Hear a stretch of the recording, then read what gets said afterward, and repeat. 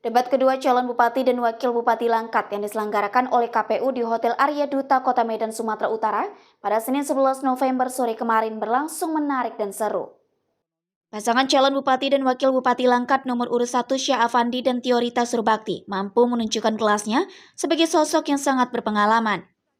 Dalam 5 sesi debat, pasangan Syah Afandi dan Tiorita Surbakti mampu menyapu bersih semua pertanyaan penulis, termasuk debat tanya jawab sesama pasangan calon. Debat yang mengusung tema peningkatan pelayanan masyarakat dan sinkronisasi pembangunan daerah dengan pusat dijawab tuntas oleh pasangan Satria.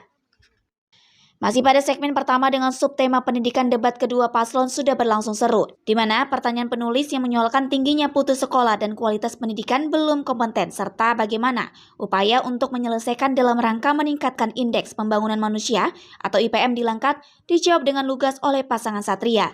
Waktu 2 menit, waktu akan mulai kami hitung ketika Bapak berbicara. Baik, terima kasih bahwa saya ingin menyampaikan ya, indeks pembangunan manusia yang mungkin masih dianggap di bawah nilai rata-rata ini terkait dengan besarnya jumlah penduduk. Tingkat penghasilan perekonomian yang masih rendah.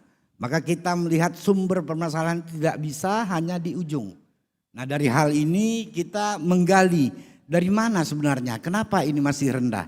Kami melihat potensi-potensi yang harus ditingkatkan adalah bagaimana masyarakat punya keinginan lebih kuat dengan cara meningkatkan kemampuan ekonominya dulu. Nah, ini yang menjadi sumber dasar sehingga para keluarga tidak lagi ada kendala di dalam menyekolahkan anaknya. Kita rangsang dengan beberapa stimulan-stimulan terhadap keluarga untuk mampu menyekolahkan anak. Ini menjadi satu hal yang mendasar. Saya pikir di Langkat dengan jumlah yang sekian banyak, ada beberapa hal juga yang menjadi persoalan penting terkait SAPRAS, sarana dan prasarana, terkait dengan tenaga pendidik, kemudian terkait dengan penghasilan tenaga honor yang masih terhitung rendah. Ini semua menjadi bagian penting yang harus kita perbaiki sehingga dia menjadi satu rangkaian yang nanti pada gilirannya dapat meningkatkan indeks pembangunan masyarakat itu sendiri. Terima kasih. Masih ada waktu Bapak, masih ingin menambahkan sesuatu? Cukup. Mendengar jawaban yang disampaikan oleh Ondim, pasangan nomor urut 2, Iskandar Sugito dan Adli Tama Hidayat Sembiring pun menanggapinya. Jika putus sekolah, salah satunya sarana dan prasarana. Namun tanggapan yang disampaikan pasangan nomor urut 2 dianggap oleh pasangan Satria hanya asumsi.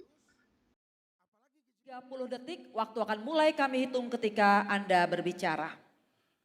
Terima kasih Bapak. Saya kira persoalan rendahnya IPM itu bukan hanya terkait apa yang disampaikan.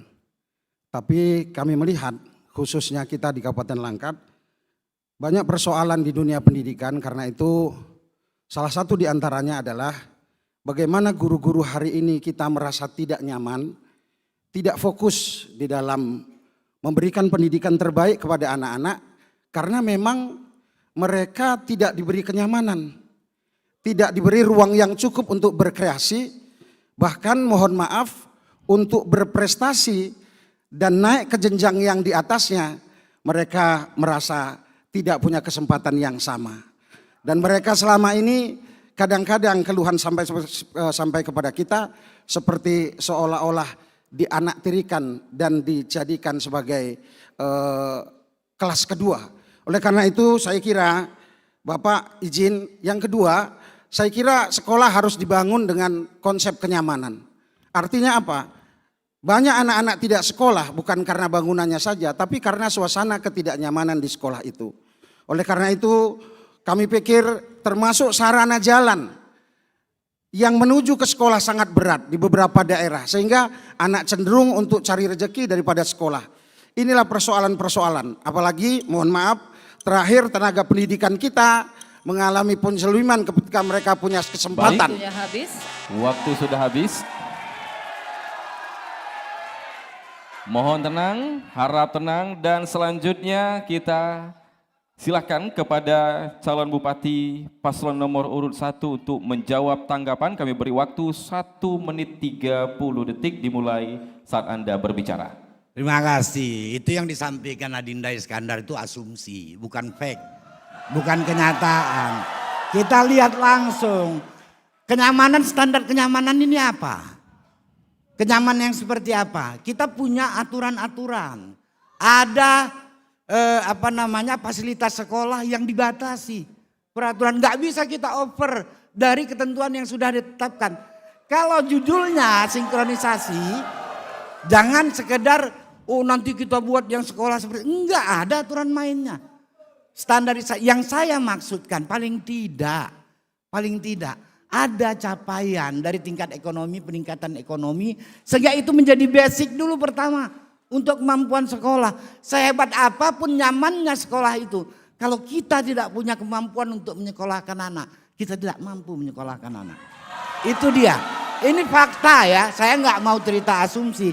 Saya sudah berada di dalam, jangan melakukan, maaf saya tidak menyalahkan, ini dua-dua Dinda saya. Jangan melakukan tuduhan yang sifatnya asumsi gitu. Mari kita bicara fakta. Saya akui bahwa indeks prestasi manusia di Langkat kurang, tapi kita harus lihat lebih mendasar apa yang menjadi persoalan pokok terhadap masalah itu. Karena ini menjadi tanggung jawab bukan hanya kepala daerah, tapi sistem secara menyeluruh. Itu yang harus kita perbaiki. Terima Waktunya kasih. habis Bapak, terima kasih. Pertanyaan pertama telah dijawab dan kini kami akan mempersilahkan calon Bupati nomor urut 2 untuk mengambil pertanyaan dari Fishbowl dengan subtema kesehatan. Subtema kesehatan Bapak. Ikuti terus berita menarik dan terupdate lainnya dengan cara like dan share di seluruh akun BETV. Saya Putri Purwitasari, pamit undur diri dari hadapan Anda. Terima kasih dan sampai jumpa.